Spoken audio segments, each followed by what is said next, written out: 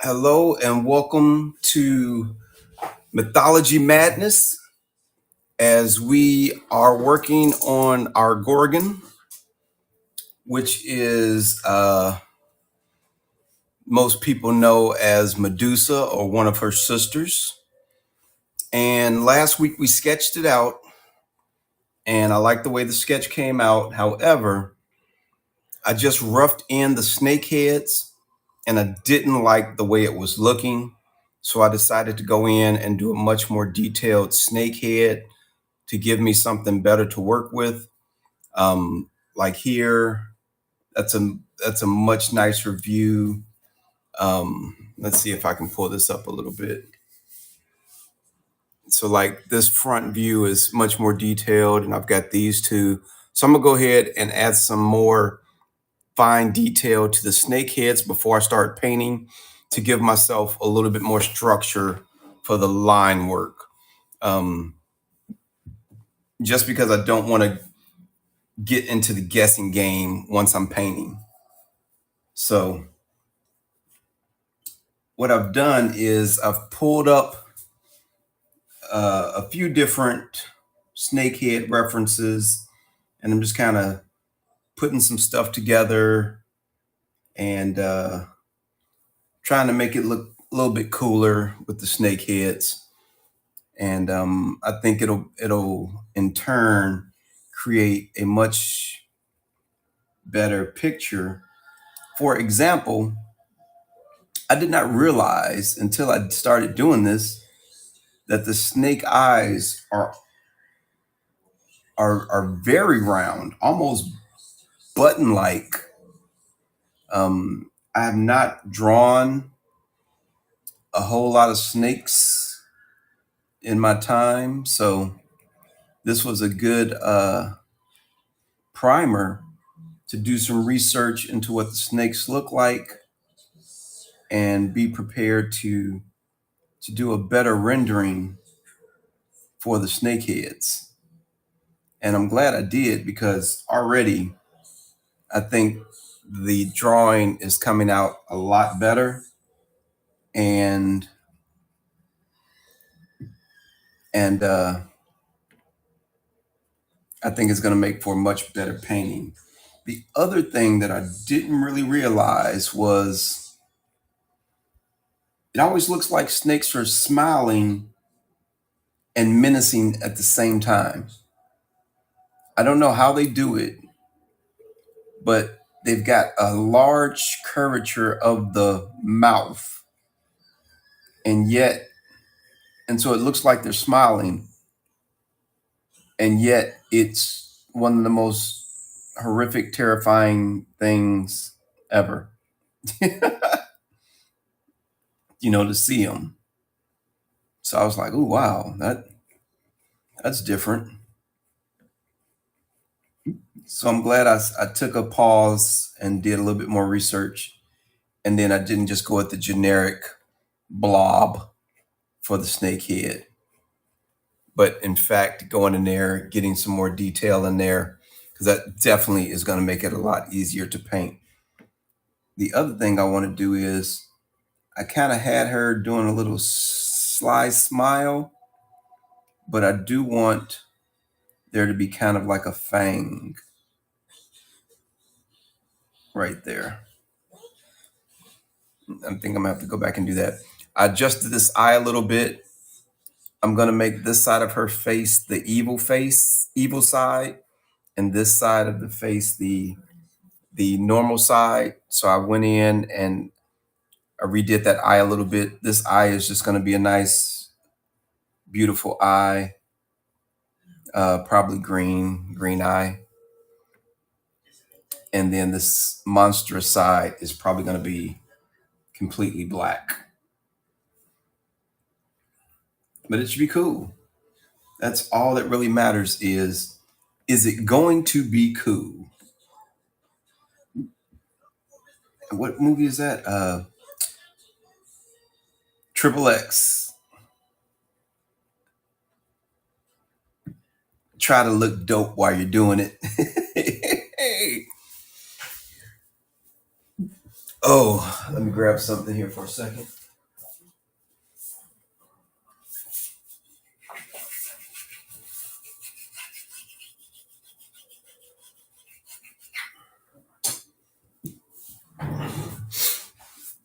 This is and then I've got the little baby snake heads here. Those I am not going to detail out too much. I'm just going to insinuate those. Um, but I do want that hair. I want the hair to look like it's hair until it forms into the snake. I don't want it to look like just straight snakes coming out of the head immediately. Immediately.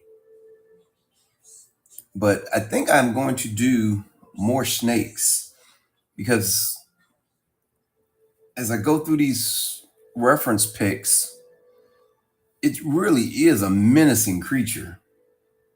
Um, there's such a variety of snakes, and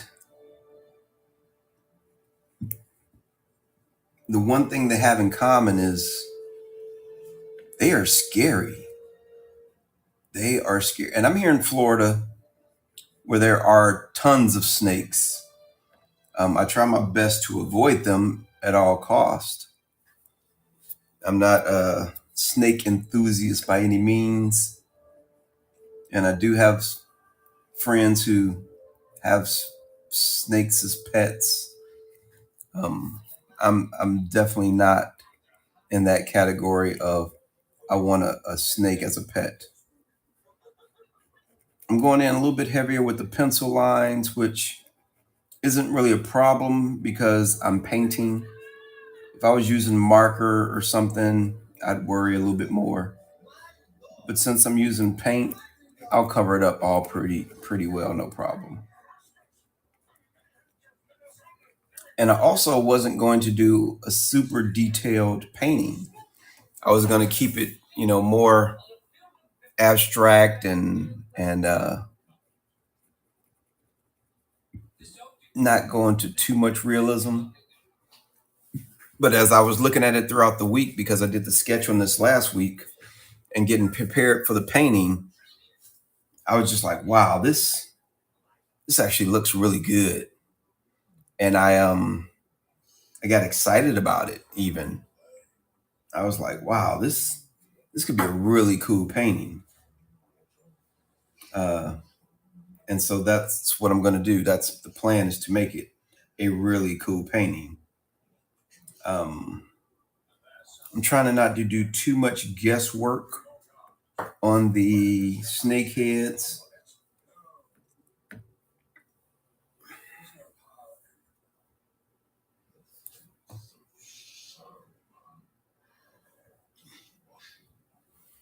And some of these references are just so crazy. It's like, what? And then it's funny how many people have actually, you know, drawn and painted snakes. I'm like, oh my God. I'm looking up more photos because I don't want to copy anyone's particular style. Uh, but of course, it's going to be, as I do the research, it's gonna be a combined. Google's gonna show me real snakes as well as drawings and paintings of snakes, digital images. But it's interesting to see all the different forms people have come up with for their interpretation of snakes. And I guess I shouldn't be super surprised because a lot of sports and teams use snakes as their mascots or whatever. So I shouldn't have been too surprised that I found that many,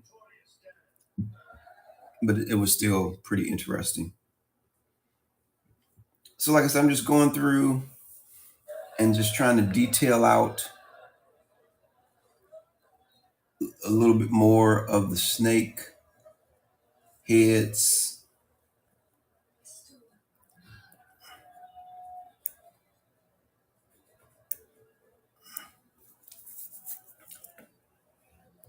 And part of me is like, don't make it a science project. But they are so very interesting. Once I get into it and I start seeing these different renditions, pictures, um, it's a very interesting creature. And then you see him with the mouth open, and you're like, whoa. And then the eyes, the snake eyes, also something that's really interesting because they have so many different types of eyes. They have viper, reptilian style eyes. They have the blacked out eyes. They have um, almost what looks like a human eye. I didn't know there were so many different types of snake eyes. It's just been really cool. It's been really cool uh, seeing, what they do, what they're into. And some of them I'm just gonna redo completely. I'm trying to find. I'm kind of pretending like they're their own population, and like if you looked into a crowd of people, the odds of everyone having the same expression on their face at the same time would be pretty rare. So I'm trying to do the same thing where it's like, okay, uh, everybody, all of them have a different expression on their face as well.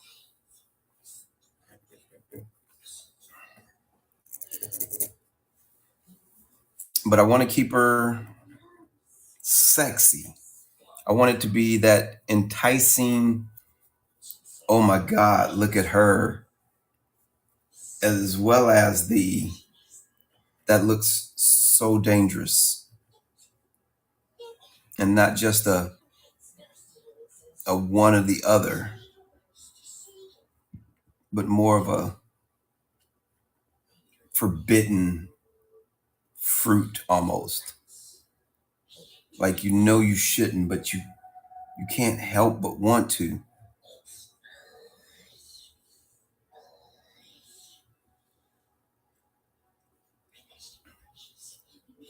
And in the background, I've got Lord of the Rings going on for a little motivation.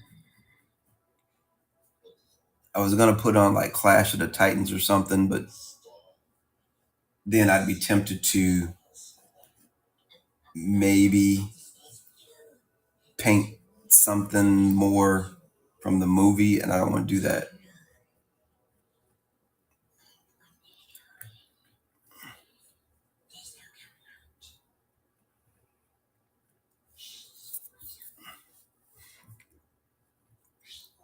And I think everyone knows that snakes can dislocate their jaw, and that's what allows them to swallow things much bigger than themselves. I have had an opportunity to see that in person, and that is just crazy scary to just see a snake just open up that wide and just ingest whatever it wants. It's like, whoa, what in the world? What the what? Whoa.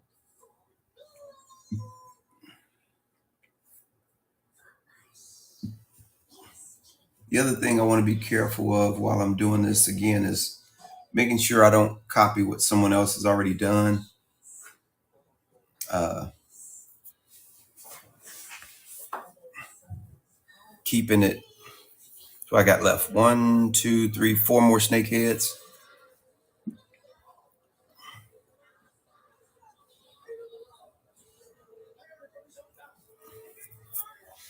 So thank you for hanging out, stopping by, checking out what I'm doing. Um, Depending on when you watch this, I may have a Kickstarter out. Maybe, maybe not. I don't know. At the time of this, the Kickstarter I'm promoting is a new comic that I'm promoting and working on. It's called Time Served. So on Kickstarter, Time Served, you can find the comic that I'm currently working on, and then be sure to follow me on Instagram because that's typically where I announce what I'm going to be doing on the Whatnot shows. Uh,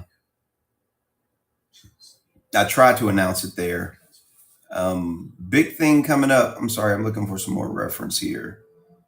I want to keep it lots of drawings, and I'm trying to keep it to the realism, keep the realism in. One of the things I do definitely want to promote uh,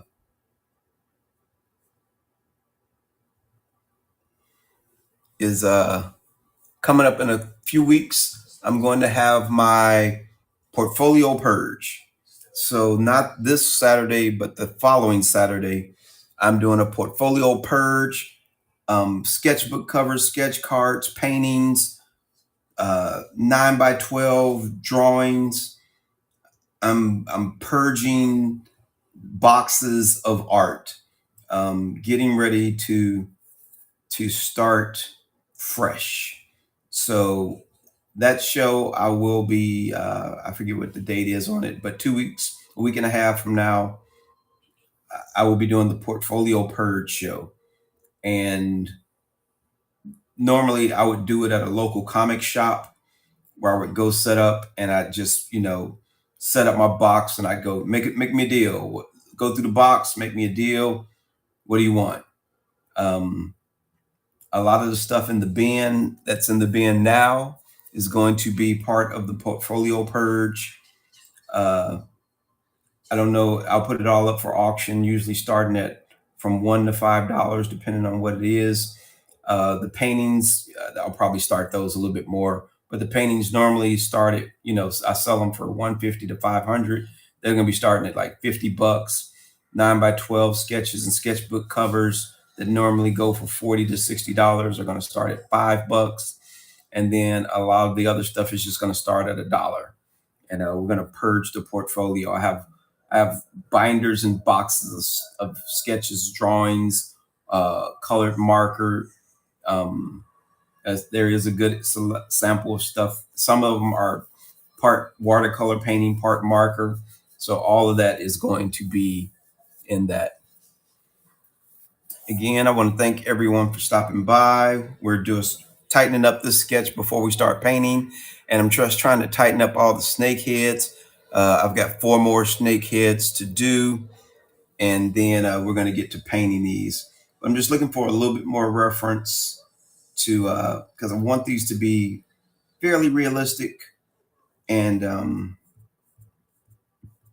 not too cartoonish.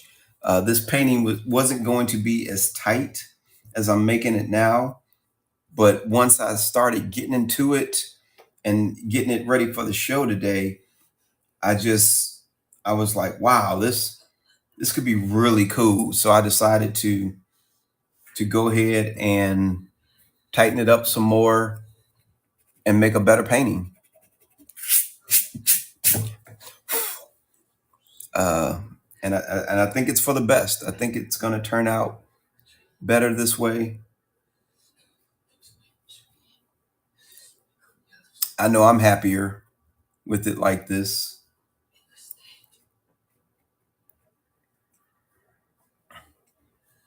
Um, I didn't realize snakes were this interesting until I actually started doing this research. So I think that's the biggest thing is I just wanted to, the blobs I had with just 2 dots on I was just like, I didn't like it. And I was like, if I paint that, I'm going to be unhappy with it. So let me just not paint that. Let me get some better reference and detail.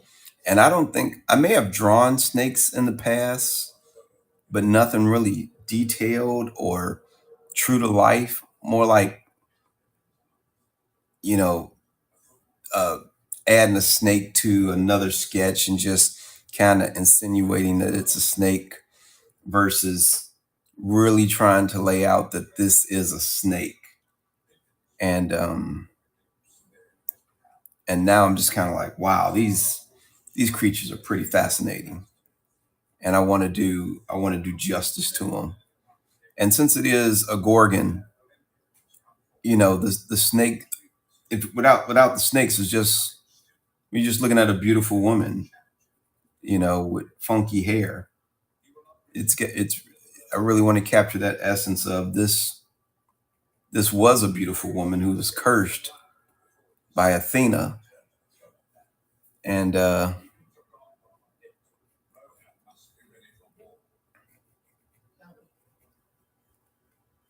and she's to be and she's to be reckoned with.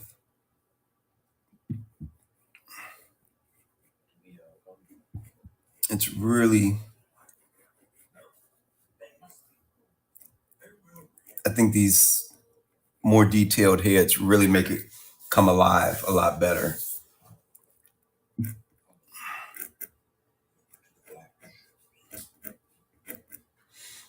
All right.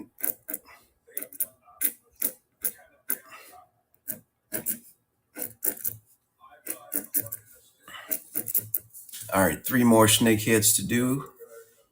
And what do we got here? We got this guy.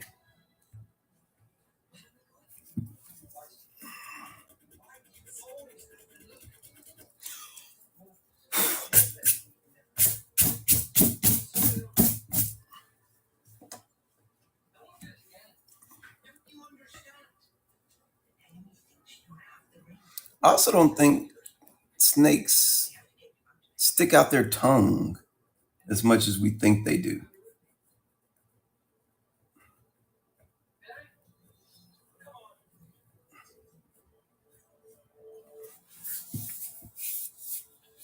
Maybe they do, maybe they don't, but I don't know. Just I'm wondering if they actually stick it out as much as we think they do. What's really going to be a challenge is the snake skin. The scales of the snake and making that read well in the painting. That's going to be a slight challenge.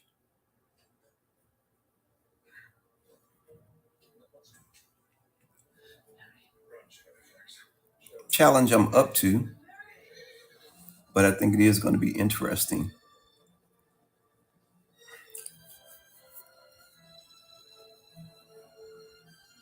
on how I make that work.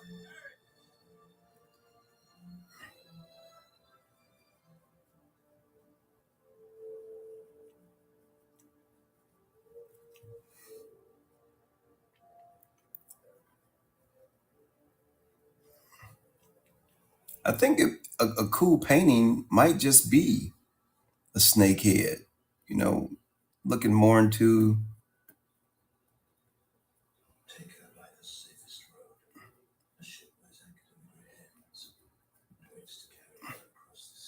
what's on the horizon as far as paintings. Maybe just doing although I'd have to have a good reason to do it. Just to paint a snake head, I don't know, that doesn't really tell a story. And most of the paintings I do, I try to tell a story to some degree.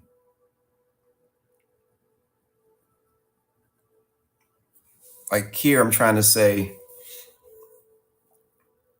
I'm still a beautiful woman and you want me, but you can't have me.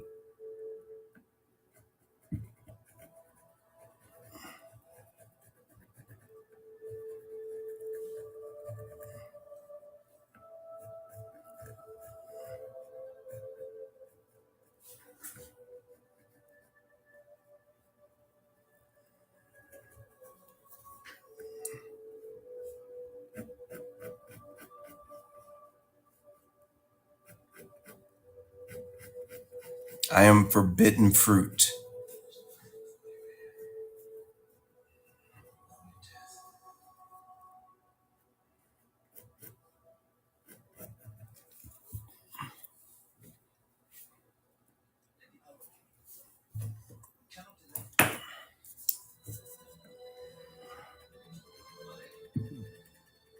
This side of the face is going to be a hard profile, so I want to make sure it's right as well.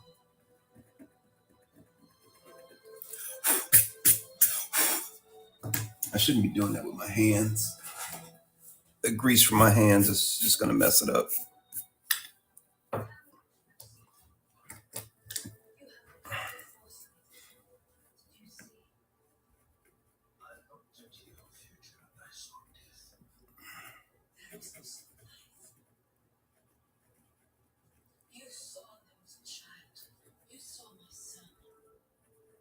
Give her some nice high cheekbones.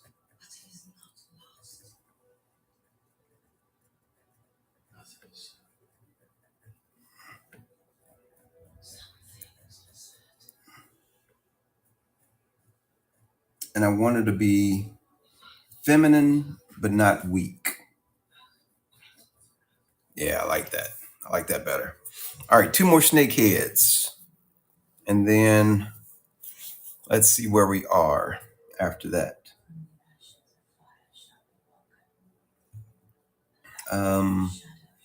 Right now I've only got one with his mouth open.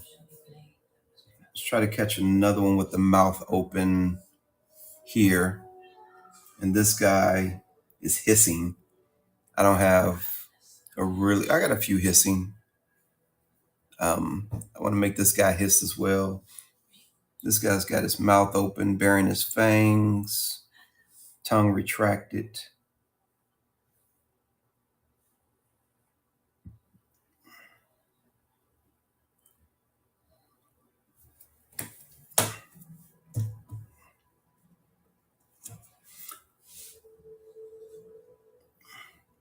As I look through some of the reference photos,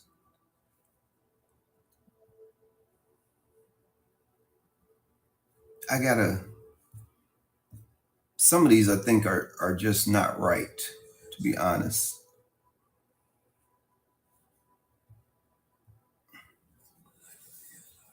Some of these I think are, I'm not going to say fake, but they're made to look, I think they're photoshopped. I don't think they're what a snake actually looks like. I think they were photoshopped to make it more menacing or something. Because some of them they just don't look real at all. Shit. Just threw my pencil on the floor, which means I probably broke the lid.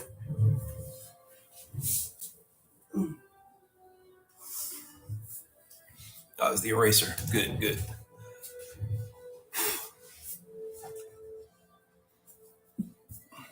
How are we doing on time? We're doing all right on time. We've been messing around with these snake heads for about 30 minutes now.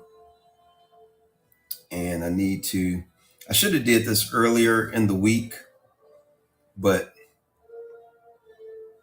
I just kept debating on how I wanted to do it. And I didn't get it done, basically. So now I'm just, I wonder if, you know what, I may have already, because I pulled some reference earlier. Wow, these guys do look mean. I mean, really mean.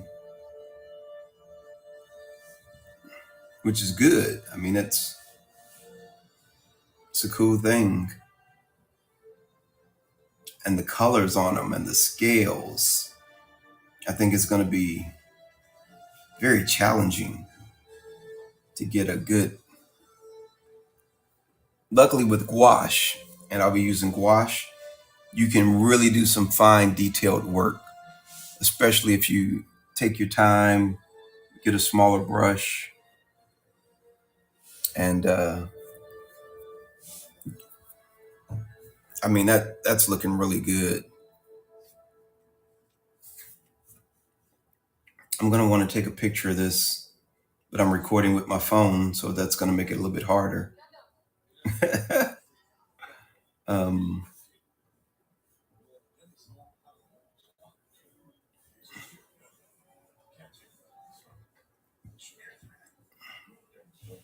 Lots of cobras. And is the viper the same thing as a cobra? No, it's not. Wow.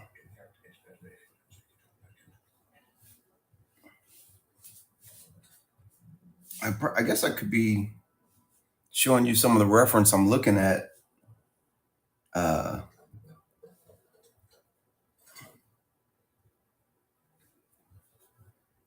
while I'm doing the research here. And the colors of the snakes, just so beautiful. So beautiful.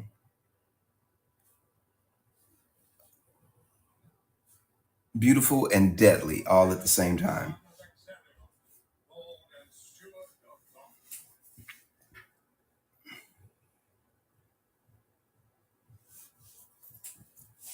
And again, it's hard to tell sometimes what's real, what's fake. So, but luckily I'm not trying to draw snakes here, so there'll be some artistic license on what I'm trying to relay as far as the snakes. And the eyes, I still wonder about the eyes. I don't know if they all have that reptilian slit in them or not. I definitely, but that's a detail that I can put in later. I won't even get to that point tonight anyway. So that's cool.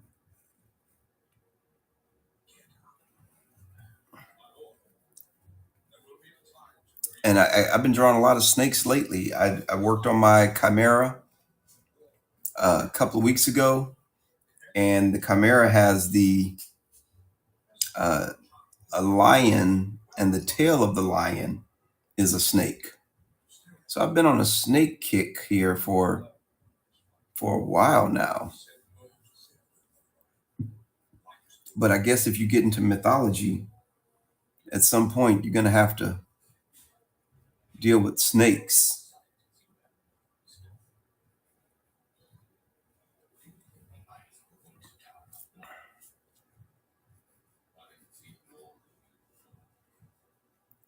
And the mouth is always just, it looks so subtle when the mouth is closed. And then when it opens up to reveal, what it can do, then you're like, whoa, what the what?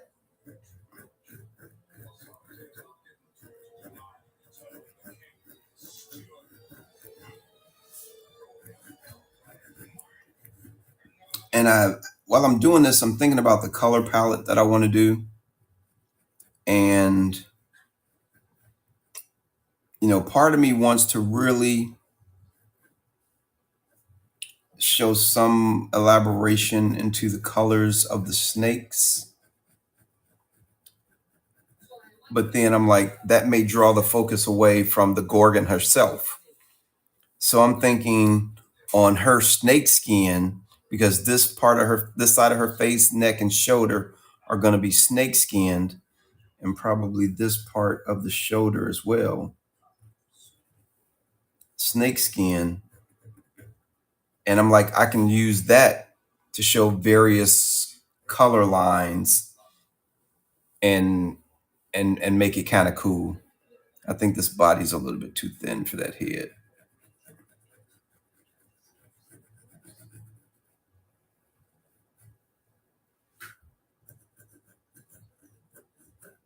Again, I'm not worried about these pencil lines too much because the paint will cover it up. All right, one more head, and this one I want to make. I want to do another open mouth, uh, and do I want tongue out or teeth out? I don't know. I don't know if I've ever seen snake with tongue and teeth out at the same time.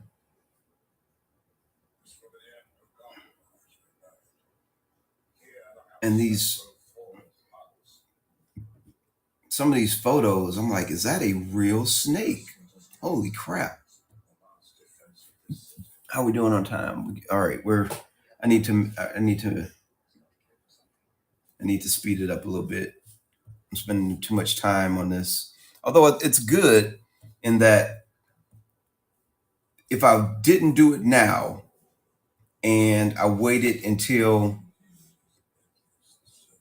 I started painting, then I would be trying to do this while I'm painting, and that would be potentially worse because then I'm really locking myself into some rework. So by doing this, potentially I have less rework that I'll have to do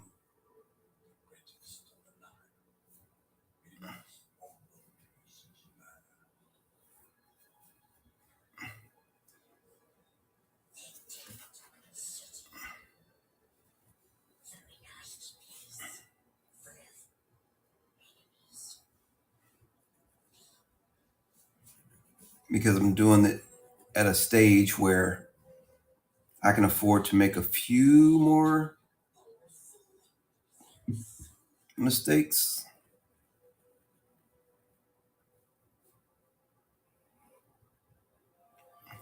because I can just easily erase it and it's like it never happened.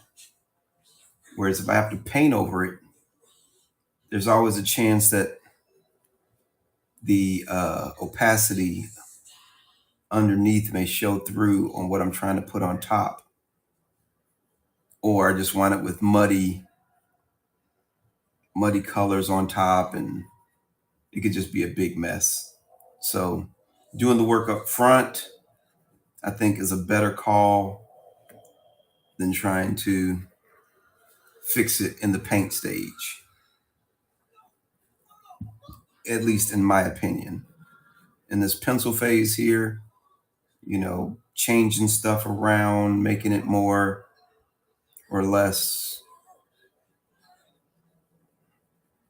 something that I like, I think it's going to be easier. A lot of snakes also have a squared off snout, if that's what you want to call it. A blunt face. That's what I'm trying to think of.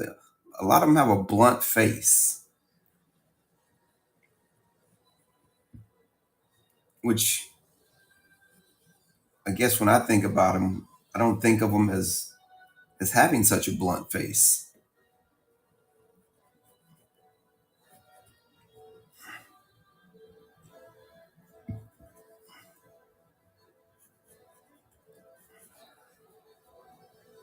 Let me give this guy some big fangs up front. He's going to be the big dog here. Yeah, he's the most forward face. Although this one here, I'm looking forward to doing this one because it's kind of like coming right at you. So I think that'll be cool as well.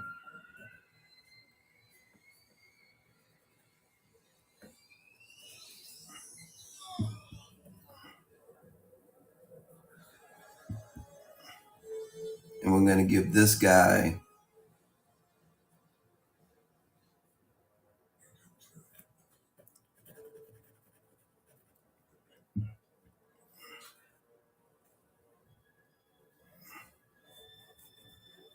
a little tongue action and a little open mouth action.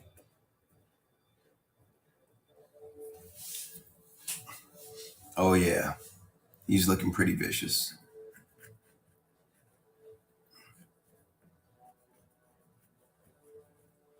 And I'm going to try to foreshorten it so it looks like he goes back into the hair. All right, there we go. I think we've got a good sketch to work off now. And before I get to painting, there's still one more thing I want to do, and that is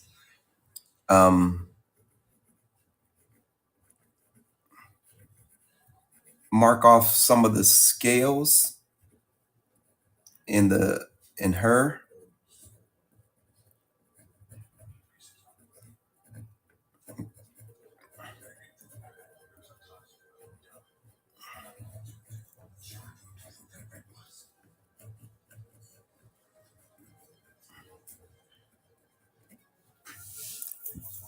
Because I'm going to black a lot of this out, frame her face.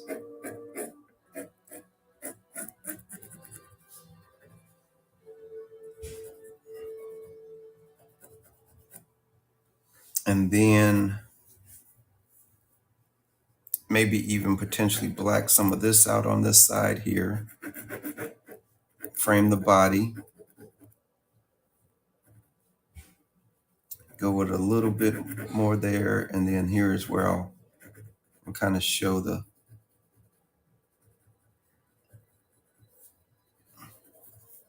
braidedness. But I don't want to guess at the skin. I really want to,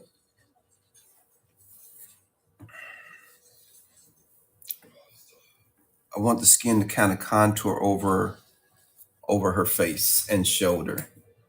I don't want it to flatten out.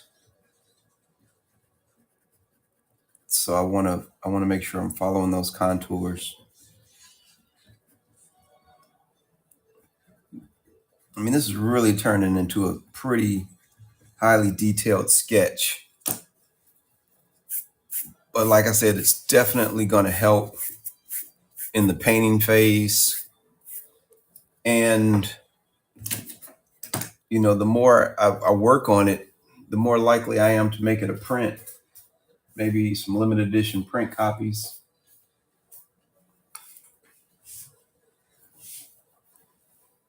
So I'm looking at some snakeskin patterns here, and I kind of did some contour lines. And so like the snake skins themselves are gonna just kind of be jagged. I think the scales on them, I'm just gonna kind of use a jagged line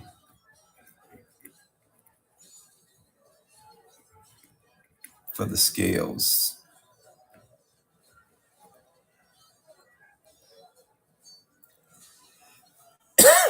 Excuse me.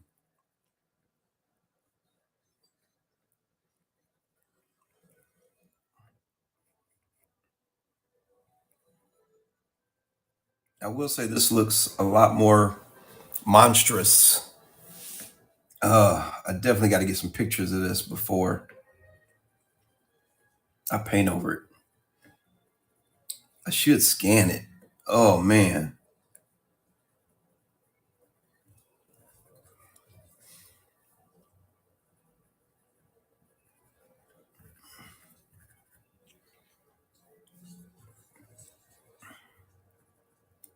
So I'm not, I don't think at this point, I don't plan to do a high detail on the scales of the snake, but I want to do enough so that you can see the transition from the braided hair to the snake skin.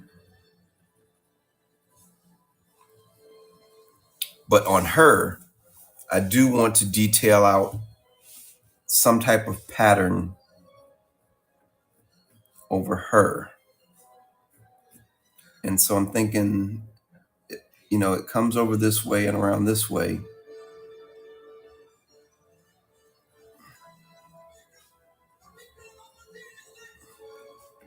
Kind of like, and it's almost diamondish, but not quite.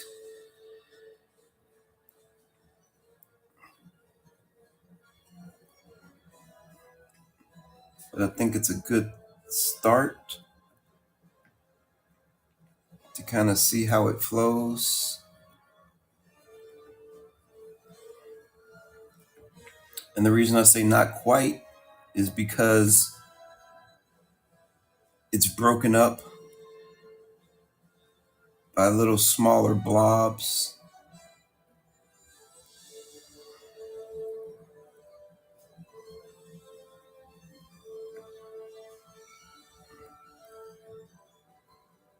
And I don't know how I'm going to paint this yet, but I think it'll be pretty interesting. And it needs to definitely look reptilian.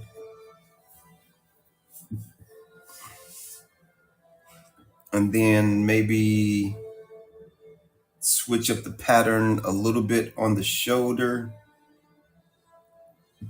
where it kind of rivers through.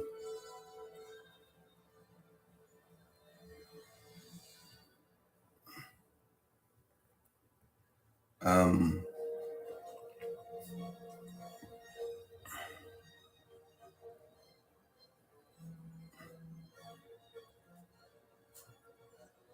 and I think I'm going to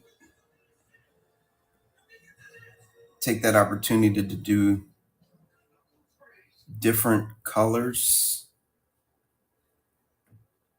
of the snakeskin pattern.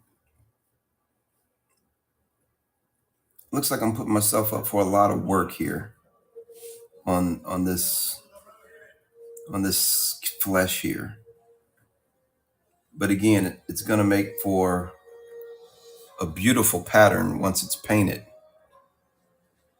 And I think you'll easily be able to see the transition and the relationship between beauty, beast, snake, woman.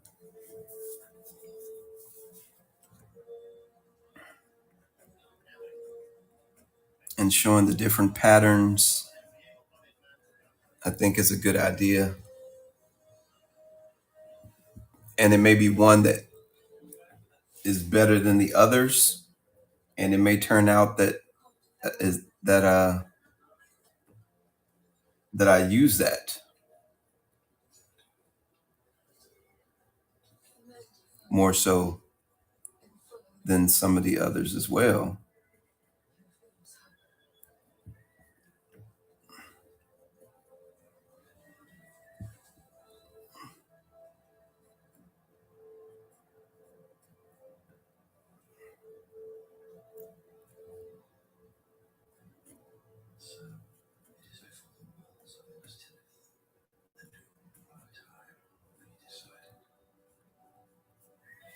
Okay, I like that. And then going down the back, transition into some type of combination.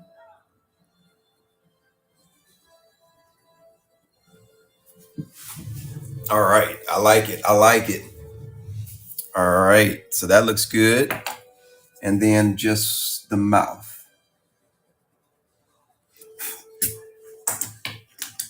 Um,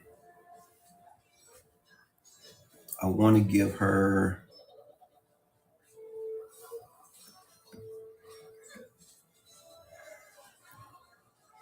just the hint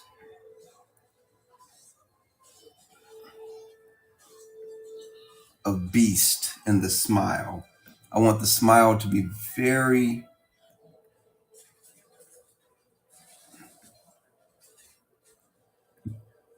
very tempting. I want the mouth to be very tempting to kiss. But then I just want to do a little indication of a fang right there.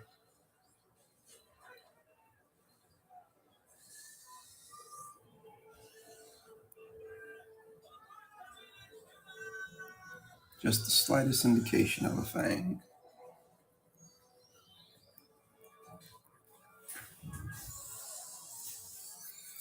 All right. That looks good. That looks good. And what's left? Some type of background. Wow, we spent an hour doing more drawing, and that's cool. Again, it's going to make for better better a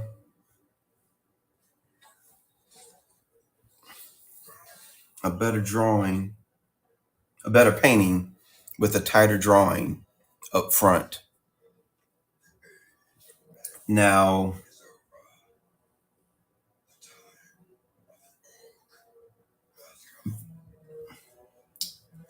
I'm not sure.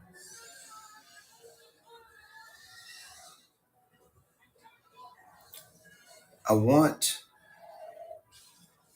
I want to do a type of vignette with the Temple of Athena.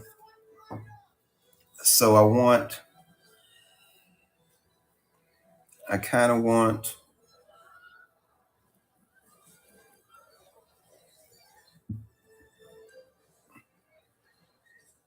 the ground, and that I'm doing very light because I want to keep the wash pretty light, coming up to the Temple of Athena. And I'm not 100% sure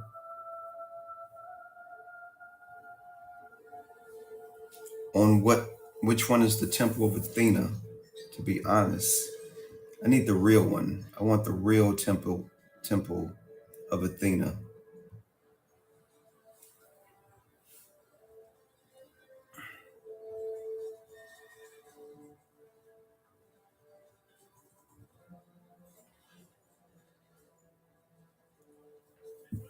So if it's up here in the background, I think I can just do some type of indication without too much detail and make it obvious that it's the temple. I think there's 4 major pillars.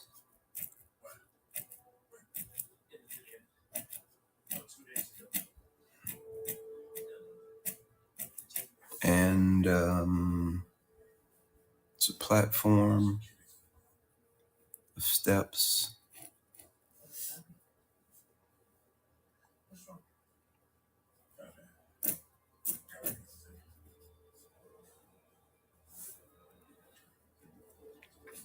Not going for super realism here, but just enough to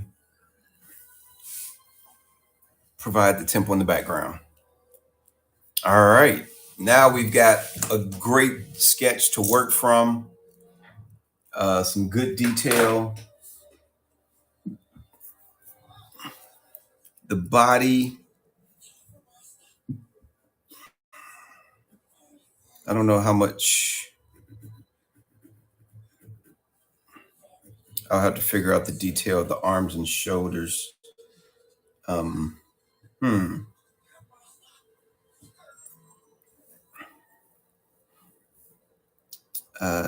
I'm thinking maybe a little arm shadow here.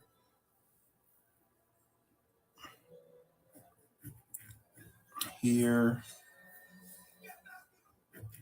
Along the back. Although that's kind of steep. Doesn't need to be that steep.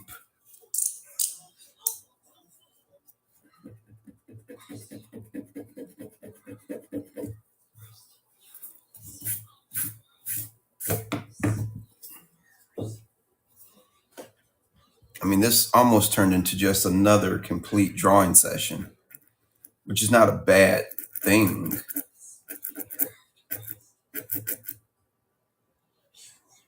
But I did want to get into some painting tonight. So I'm going to keep my word on that.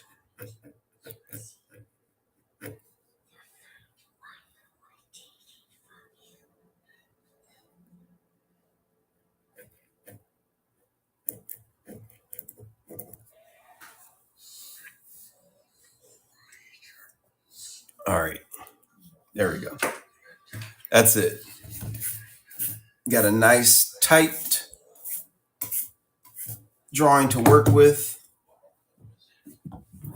I think it looks really nice. I am going to take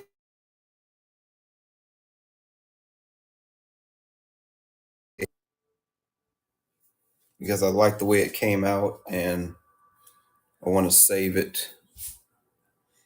I really should take a second to scan it, but I'm not going to.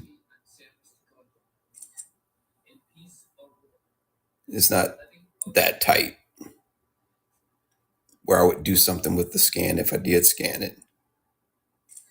Picture is good enough.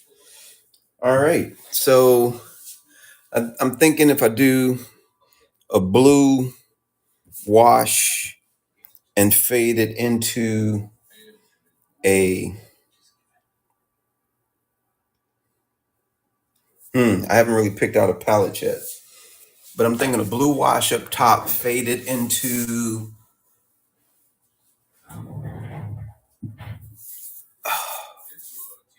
a darker green. I think that may work. If not, yeah, you can always paint over it. So we're gonna go with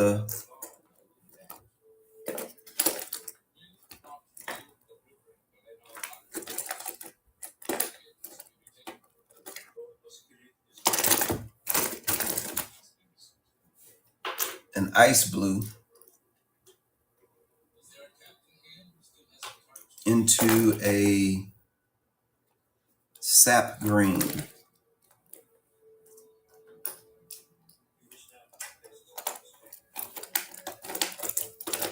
And see how that looks. Or do I want to go sage green? Ice blue into sage green.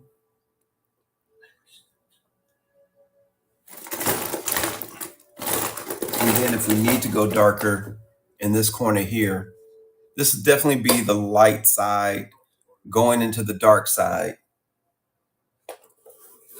because we're going from beauty to beast, light to dark. So that's the way we're gonna to fade it.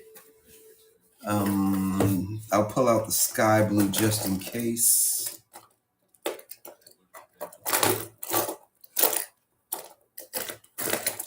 Which I just had in my hand.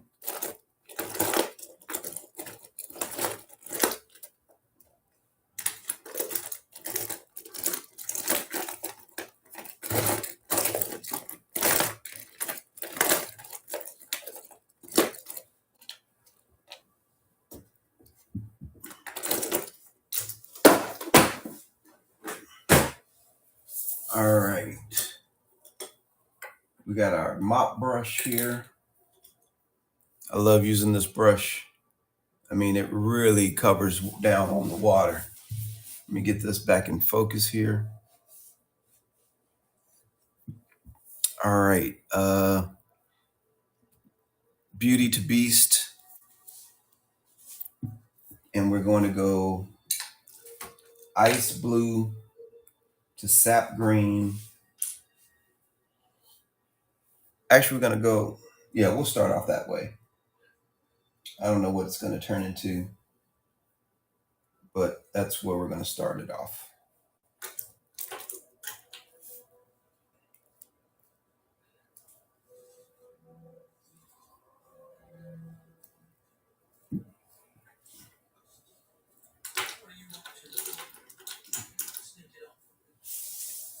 And we'll start off by getting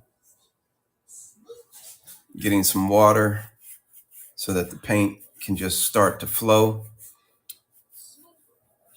And this, I like doing the wash because as you can see, the water is beating up in some areas, and doing this wash is going to, one, lock in my pencils, and two, is going to let a lot of the other colors adhere much better much better to the canvas. Ooh, got some trash in my brush. I don't like that. Thought I cleaned it out better than that.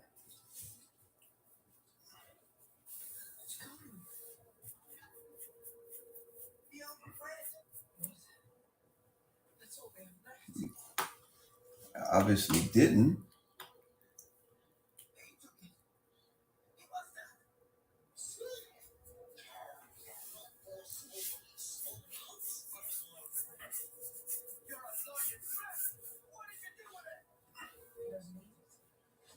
And then I'm gonna get my green and I'm gonna bring that down. Now the green is starting to, it's popping a lot more than the blue.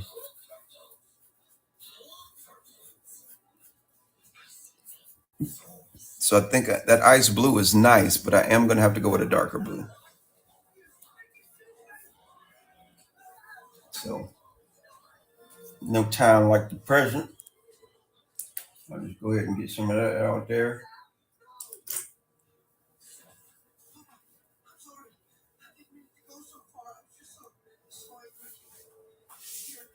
Yeah, that's much better.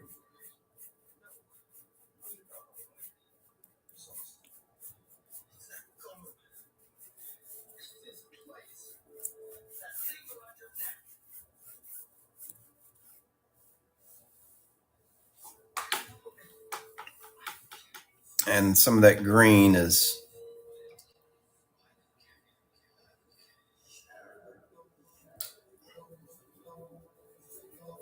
locked into my blue because I didn't wash my brush out properly.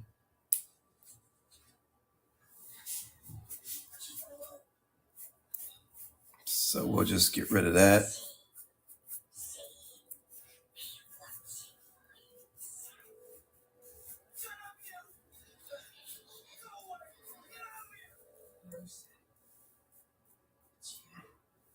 And then I'm just going to let it flow into that green.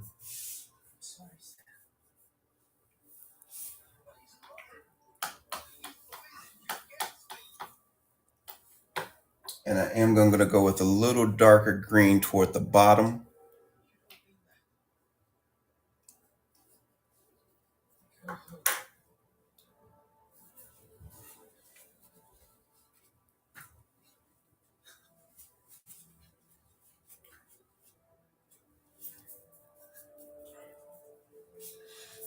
But I'm going to give her a greenish tint as well.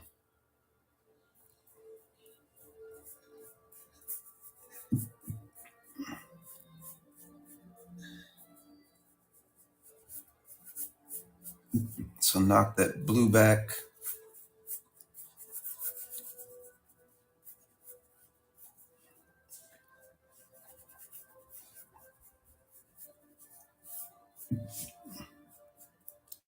And I'm going to go with a darker green toward the bottom there.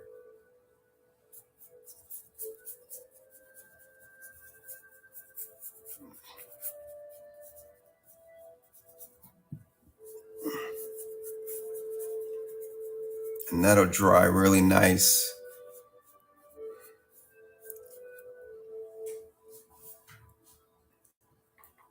I do want to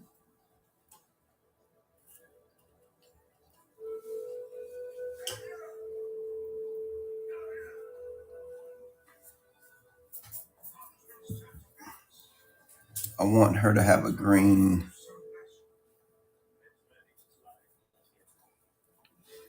under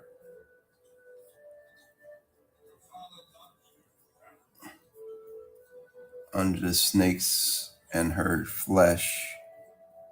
I want that green tone versus that blue tone under there as well.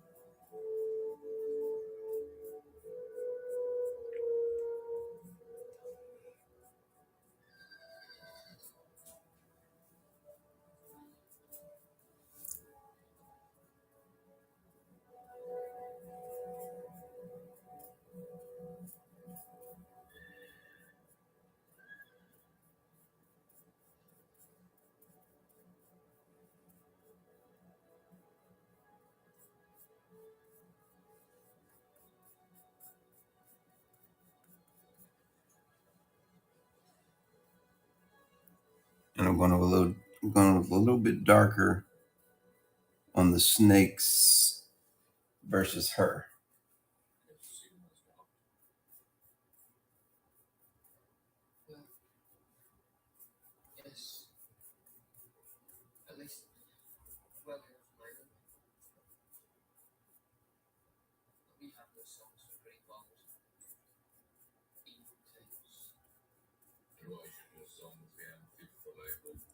Again, trying to separate the beauty side from the beast side.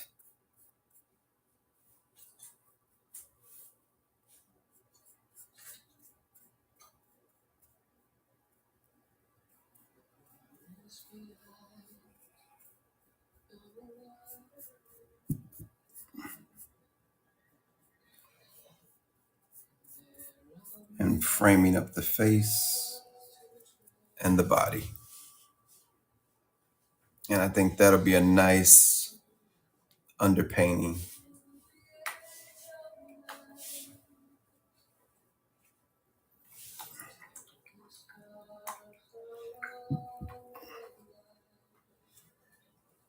All right.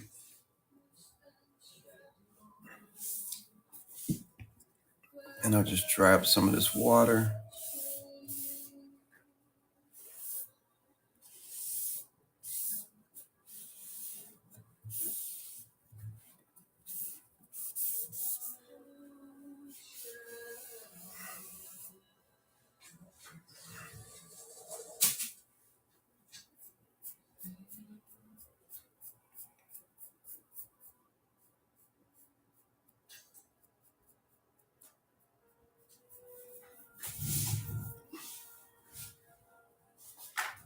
All right. Let's see how we're doing on time. We're doing pretty good. Definitely went later than I thought we would just for this section. I thought I was just going to do a little tightening up of the drawing. I wound up doing a very tight drawing, which is definitely going to help out in the long run.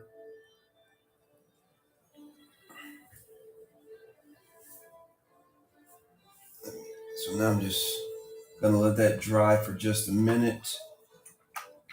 And I think I'm going to go with a dark green for my deep blacks. Let me get rid of some of the paint on my palette here. That wash color.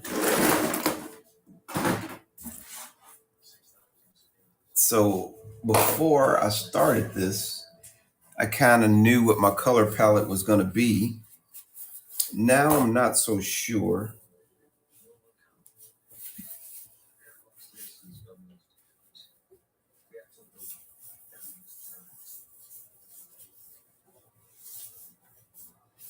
Oh, yes, that's what I like that. I think I'm going to go with a greenish yellow for the deep black.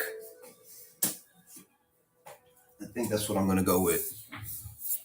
So while that's drying up, I'm going to mix it up a little bit. So I just wipe down the palette a little bit. I just done the wash in there to do the background. But I think, so what am I going to use? I have titanium white, and this is the M gram, and ivory black in the M gram. And then I have yellow ochre and vermilion. And this is the whole bean, which I really love. It's so creamy and smooth. I'm definitely going to use more of these. I'm going to buy more tubes of whole bean. Plus, it's 20 milliliters, whereas a lot of the other colors, you only get 12 milliliters. And then black and white, you can usually get a lot of. But those are going to be the main colors. But I think I'm going to go with the yellow and green mixed with black to capture in some of those really dark, deep colors and start trying to frame the face and maybe hit the eyes of the snakes, hit the evil eye, and just start playing with it because I really haven't scoped it out fully yet what I'm going to do. But I think that's a good plan of action to start with.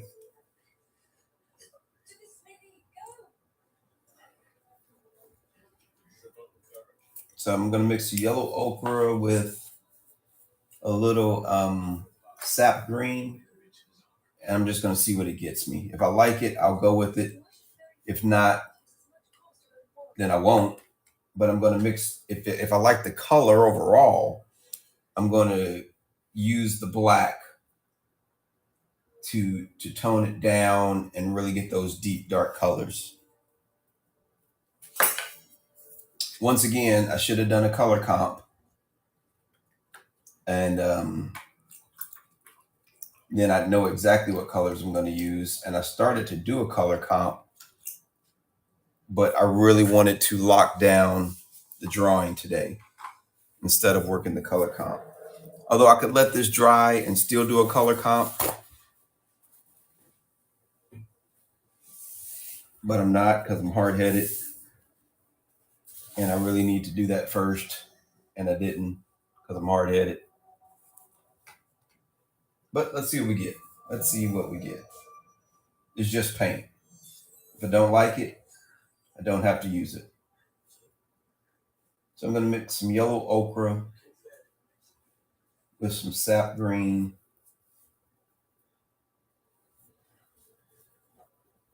And that does give me a green that I like. It gives me a color that I like.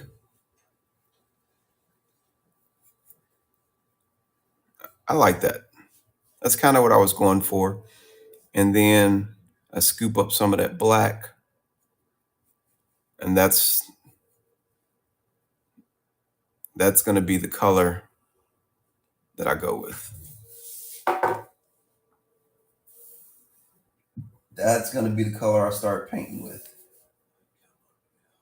because I think it's going to bring out the flesh tones in the snake as well as her a lot better. It's going to look almost black, but you will be able to see the tones in it.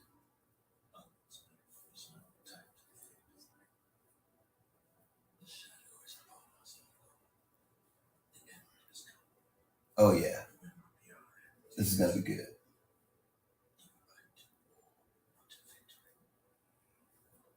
All right, I'm ready to get started. Let's get a good brush, because I haven't selected a brush yet either. Oh, I just put a big glob of.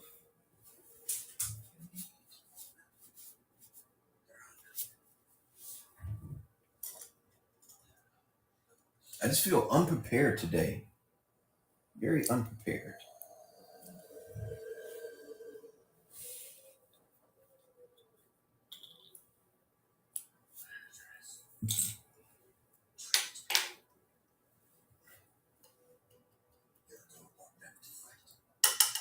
All right.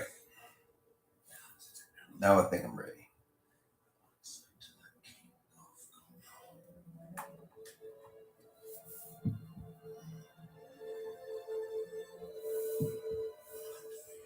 I think this could be darker. In fact, I know it could be. So let's go ahead and just put a little bit more black in it now.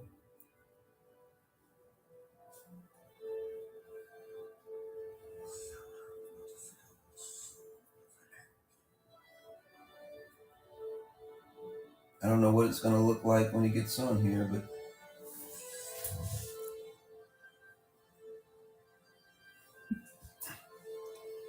it looks green. but it's dark enough where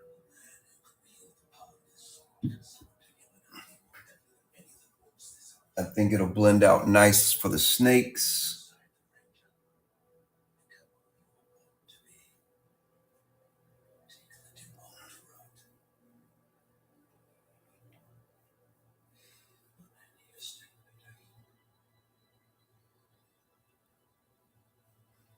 And it's going to make you look closer because you're going to be like, what color is that? And it's going to make you lean in. And when you lean in, you're going to see the green tones, and that's what's going to grab you, because that green underwash and background, and this one's going to have a deeper, thicker background because I need to cover up those pencil lines anyway. So I'll be doing some work on that.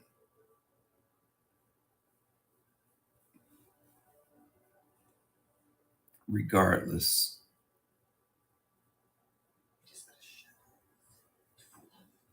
but I do like this green.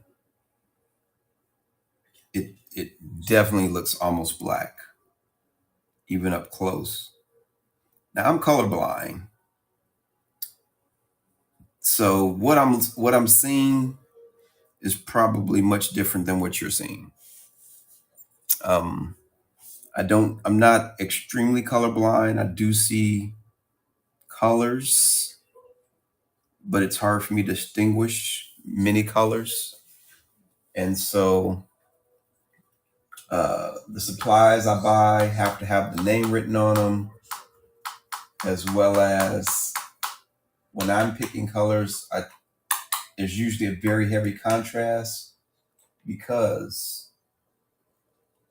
since I'm colorblind, that's the only way I can really tell the difference. So subtle changes to some people don't work for me. And so I usually wind up with a more extreme uh, contrast as opposed to the subtleness that a lot of other people will may or may not see.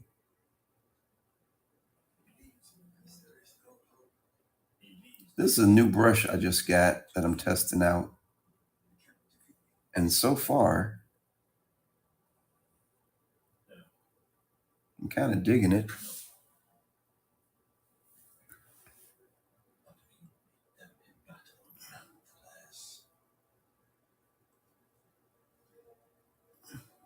Sometimes gouache is a little bit tricky with brushes because it's water based. You want a brush that's going to hold some water, but because it's thicker and more opaque, you also want to be able to emulate something in oils or acrylics.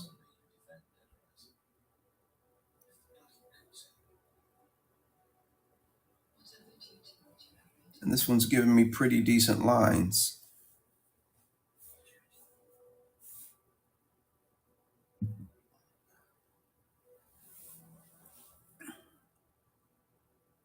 I'll know by the end of this painting whether or not I'm going to buy more of them. I think I just bought 2 to test. I didn't get a whole set.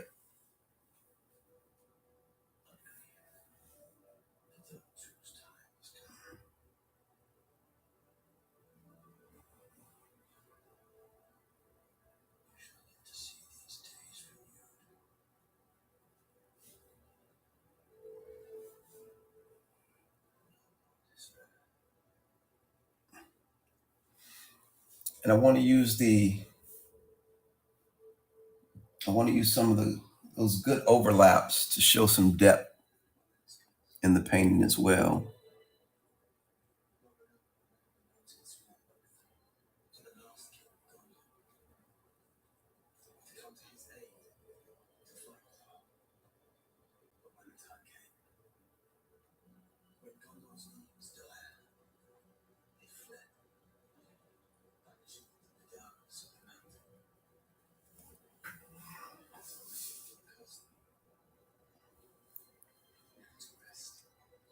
think I crossed that over a little bit too much.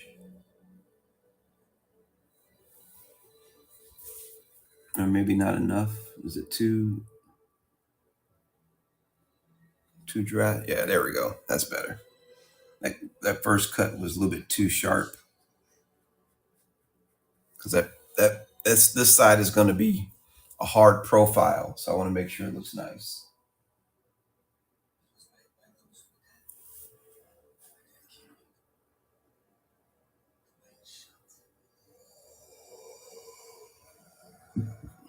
So I hope everyone has had a happy holiday season so far.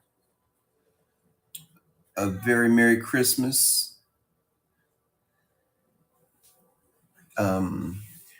And going into a Merry New Year. I did. I enjoyed my Christmas break. And I'm looking forward to. Oh, that was a mistake. That was a mistake.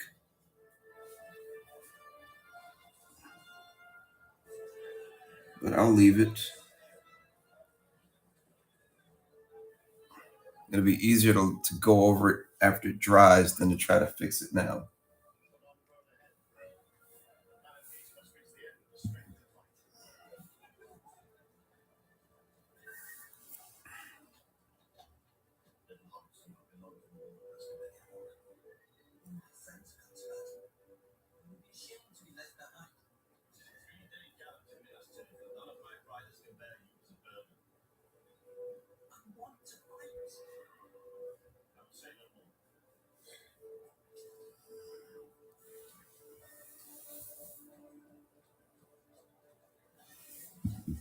I'm not sure how far we're going to go tonight.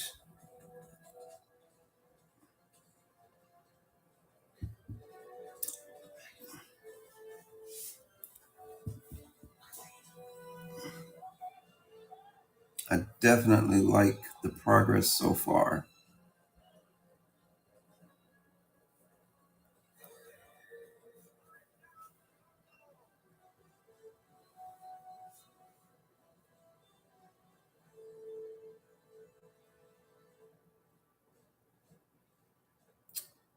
Now comes how steady is my hand.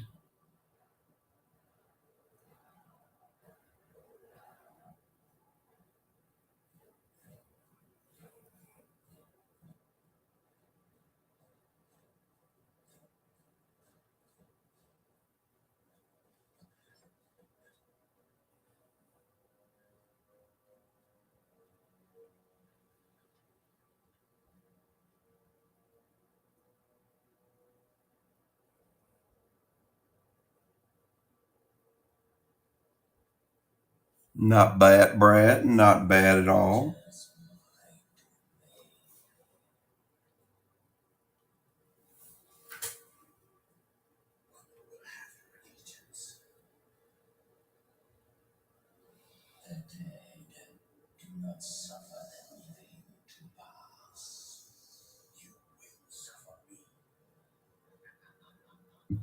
I wanted that overlap of the snake's head over the hair. I knew it was going to be kind of rough to paint, but I think it adds a lot of depth to it. So that I'm happy with the way that just turned out, and it was a lot less stressful than I thought it was going to be. I do want to use this same color for all of the snake eyes. Or do I? Ooh, I don't know. I think I do. I think I do. I think this brush is too big, so I'm going to go with a smaller brush.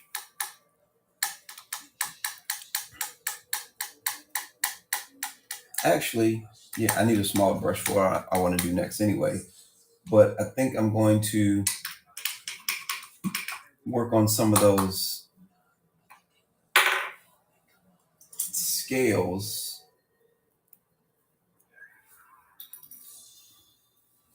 I'm actually starting to get into this painting a lot now.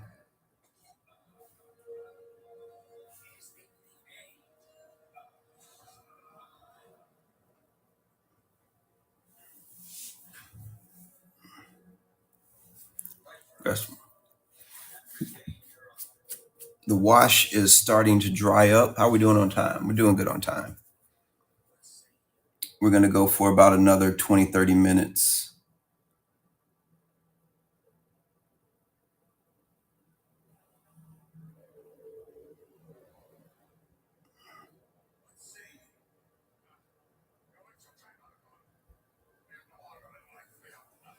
But the other thing I want to do is make sure I hit those nostrils.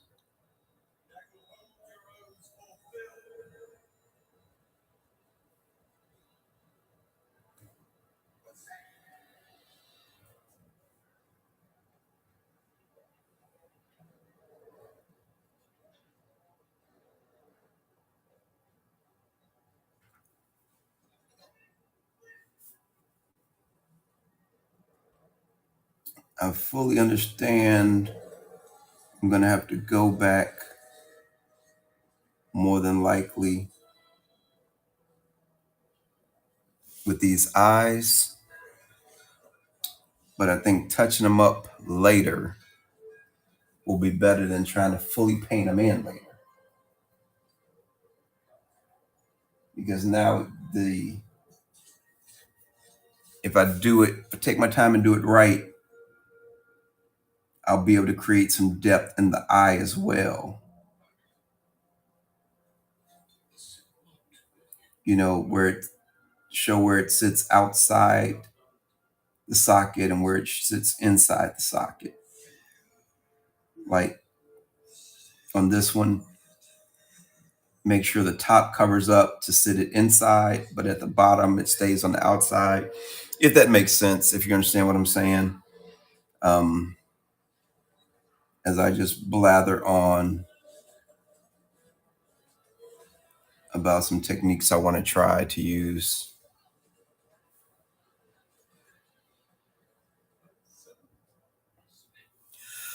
I also think that's too much mouth. Bring that in just a little bit more. There we go.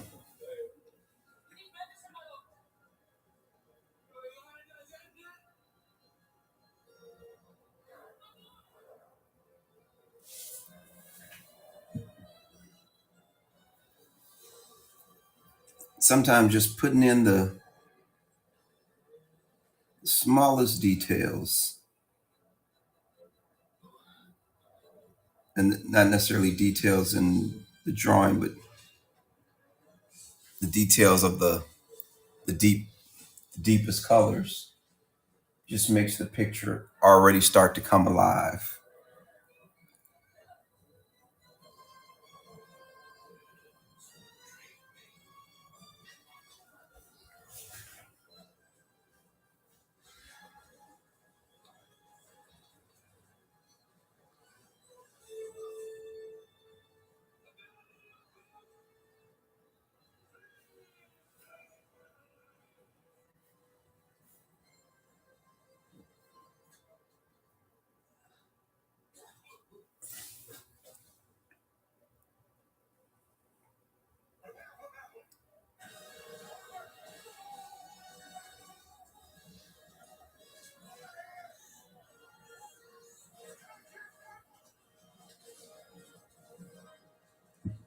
I'm trying to get this to a stage where I can stop and feel good about it.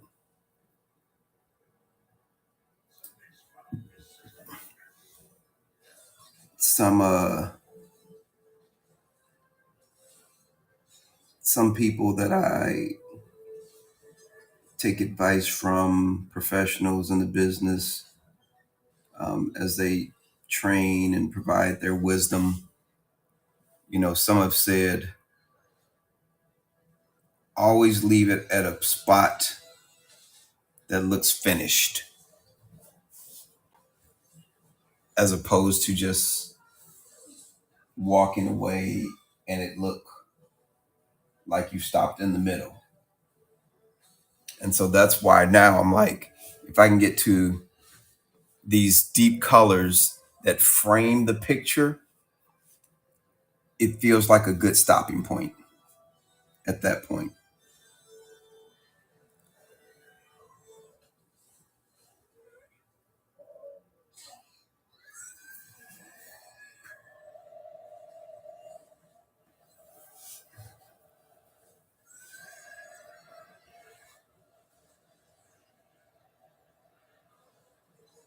The other good thing I like about gouache is, as you can see, I'm resting my hand on the picture now because it's dry. No worries. And I meant to put a tongue on that dude.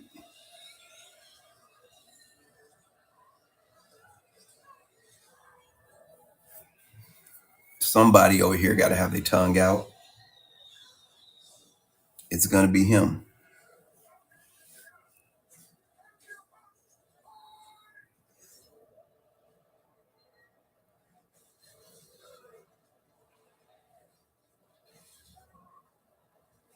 And I think with the wash and that nice deep color established,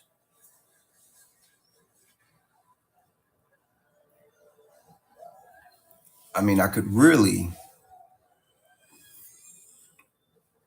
like, there's so much potential in this painting already. Only because I took the time to do a nice tight drawing. And typically, when I do that, the results are just much better. Whether I'm doing ink or whether I'm doing painting, having that tighter drawing from the beginning always works out better for me. I can't say it's the best thing for everybody, but for me, it always works out.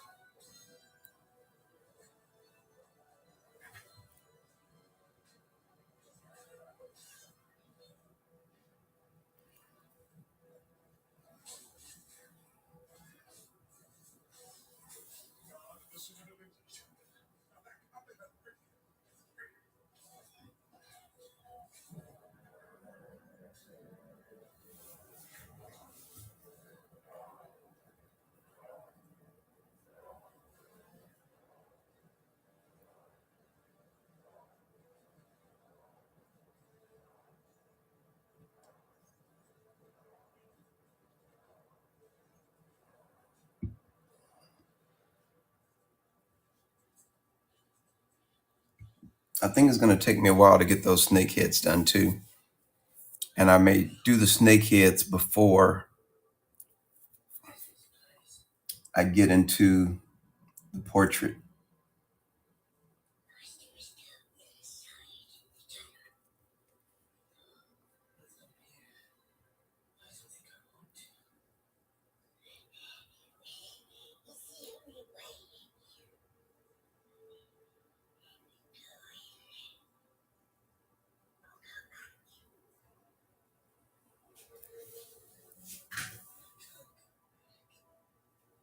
Once again, I want to say thank you for stopping by. And if you hung in there for a while, thank you, thank you, thank you.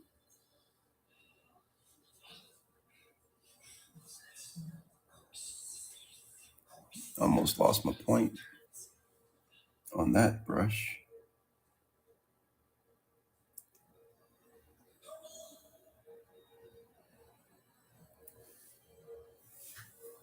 Clean it up a little bit.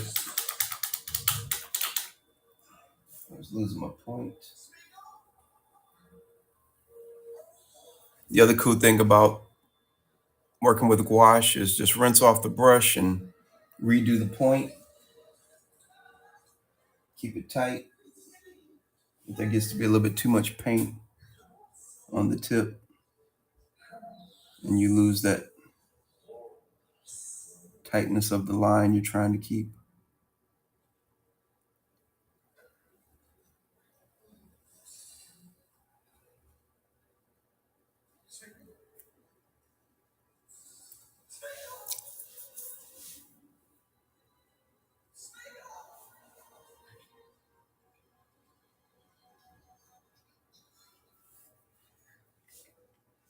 I got the eyes, the noses. I didn't get this one.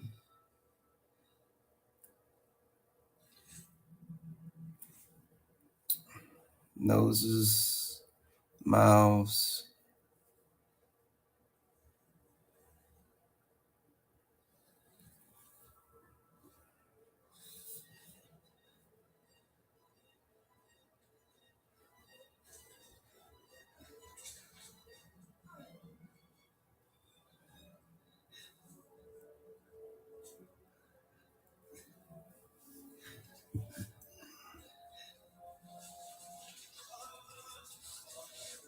I think what I'll do is, because I wanted a pop of color in here, I think I'll frame the snake's eyes in different colors. I think that will kind of give me the effect I'm going for.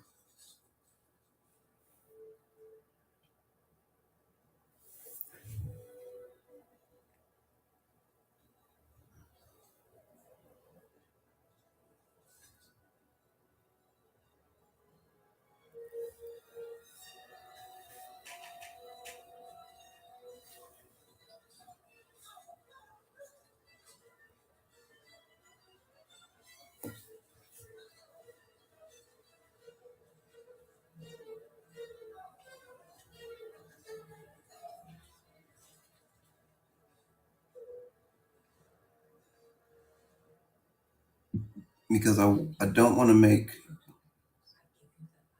snakes come in all types of colors, but I don't want her hair to be rainbow. But I think I can add pops of color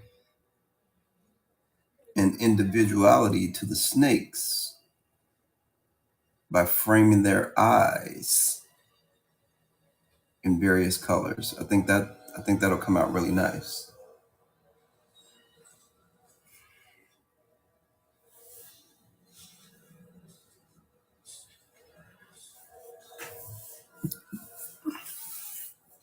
And her eye, that's the evil eye.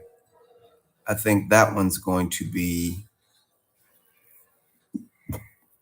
a black. Ooh, I forgot about the snake right there up front.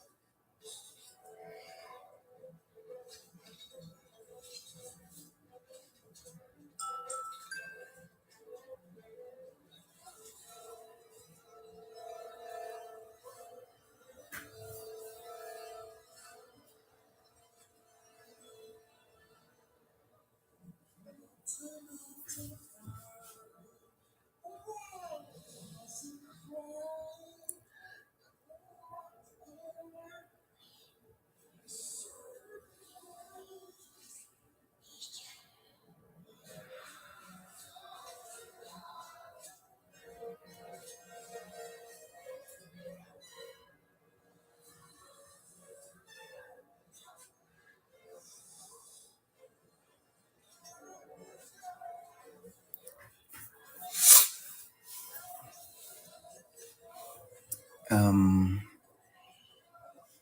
I can do that part of her eye.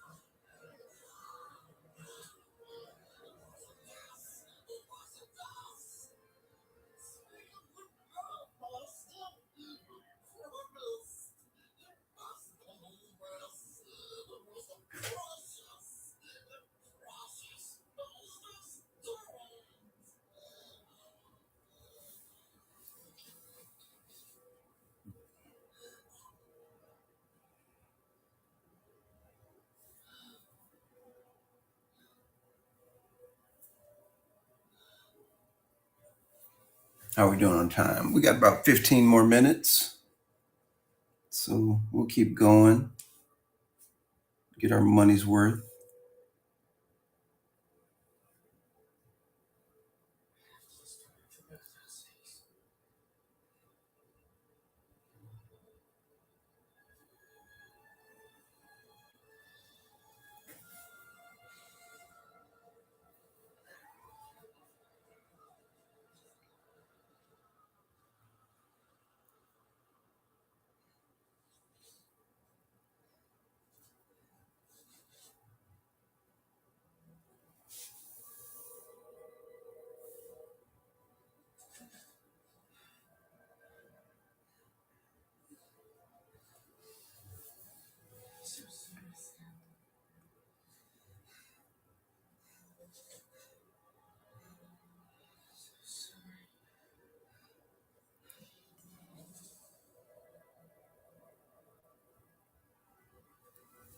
Not getting enough paint on my brush here.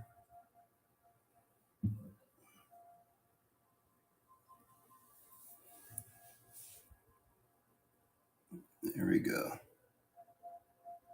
Give me a nice flow.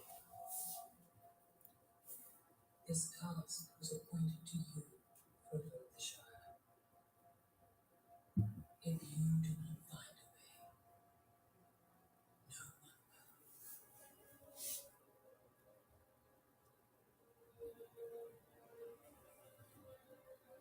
one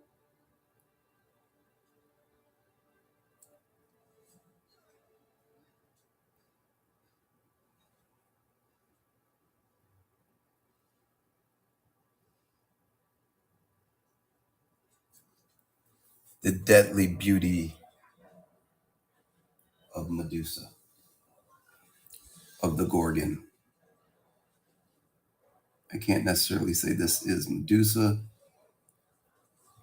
because the intention was not necessarily to paint her, but just to paint a Gorgon.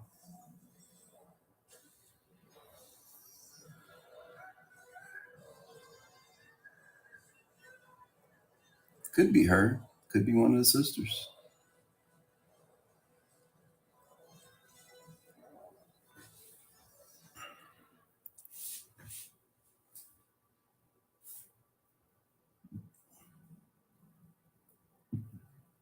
And I think for eyelashes,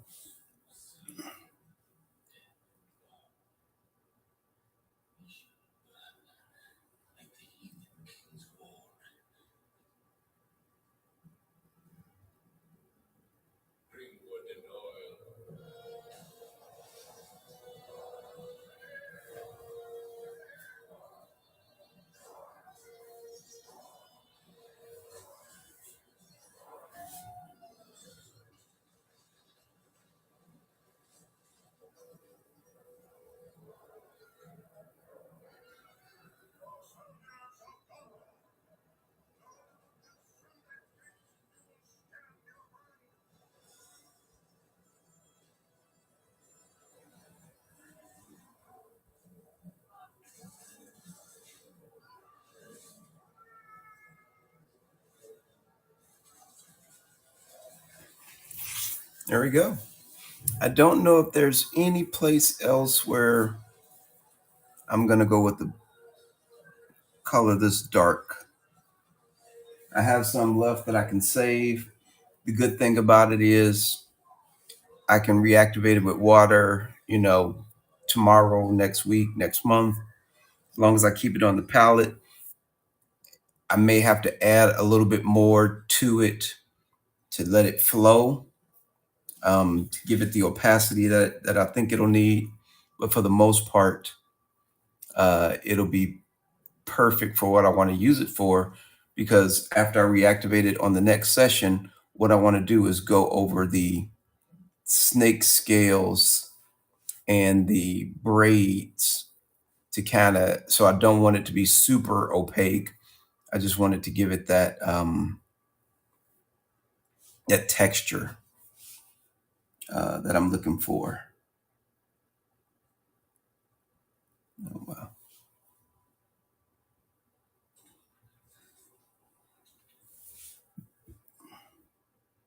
This might be too dark for the ear, but I'm going to use it for that for now.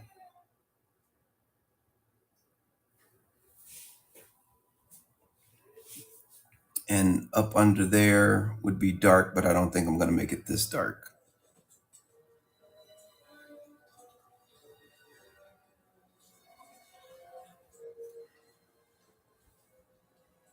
And this dried to a very nice color that I like.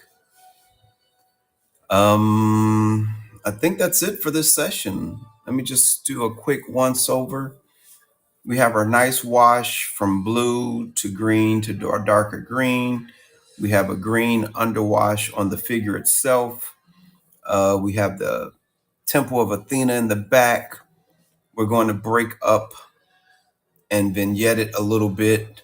So I don't know how deep dark I'm going to go in the background yet, but I'm thinking I want to do that before I get too detailed into the snakes because I want them to sit on top. I don't want the background sitting on top. But we have established our deep black, which is a touch of green,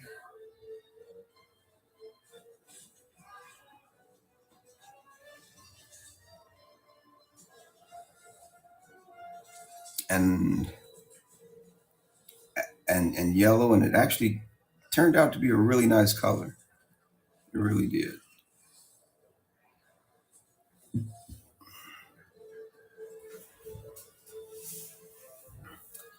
I'm definitely going to use this color more, help segregate some of the scales. I'm not sure if I'm going to make this a black eye or a glowing eye because this is the beast side of the face. I definitely want to highlight the teeth and fang, give her some nice, pleasing lips. I could go with a deep underneath, but I don't think it's going to be. I think this is going to be too dark for the cast shadow underneath the snakes on the underside. Um, but I'll do it for now. That cast shadow underneath the baby hair snakes.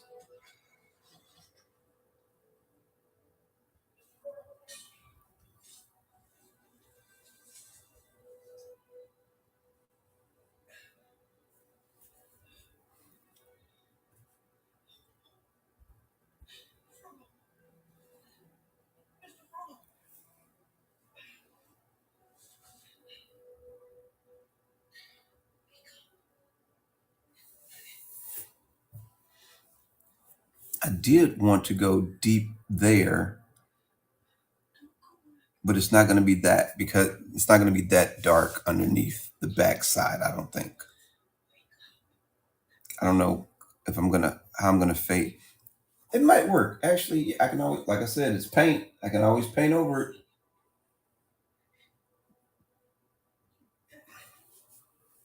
I may want.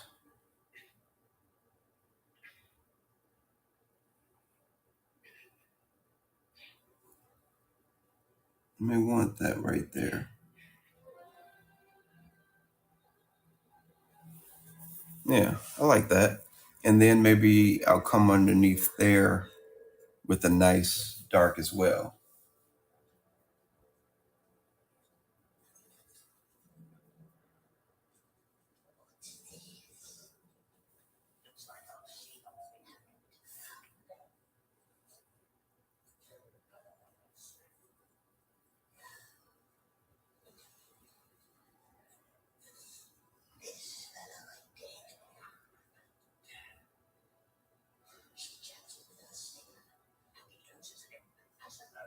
And I think I want this.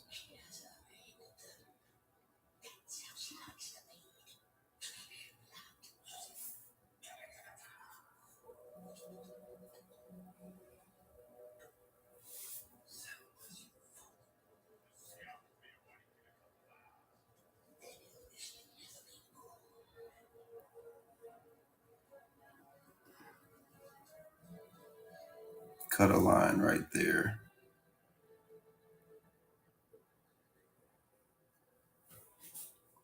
And I don't care if it breaks up just a little bit.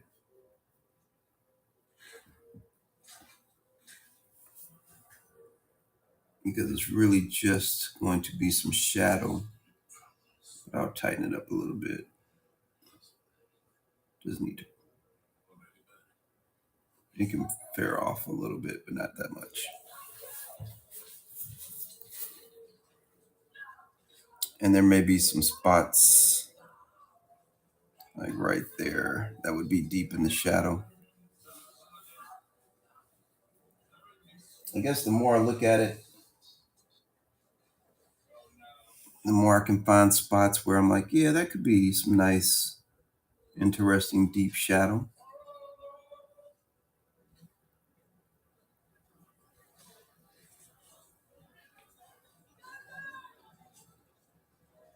Kind of establish some shapes.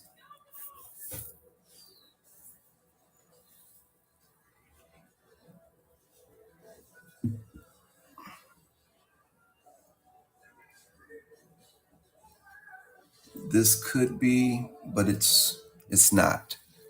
It's going to be a little bit lighter.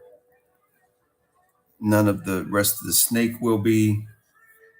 Just that this part of the hair is, and then so in reality, a lot of this part of the hair could be too as well.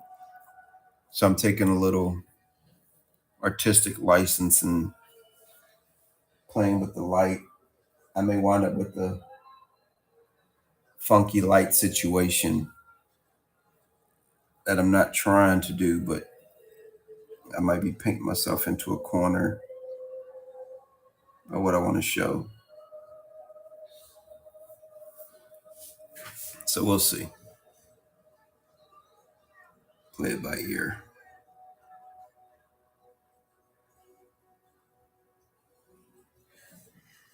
One of the good parts is I don't have to guess at the sketch.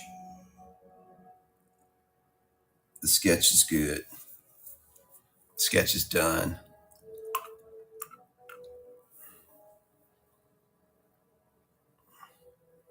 And I think that's all I want to do.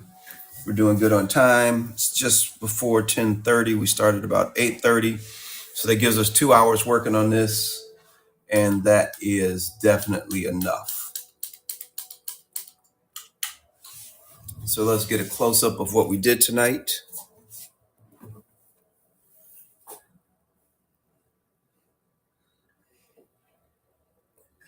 We tightened up the details on the drawing, put down a nice wash to kill the stark white of the canvas. And then we went in and established our deepest color.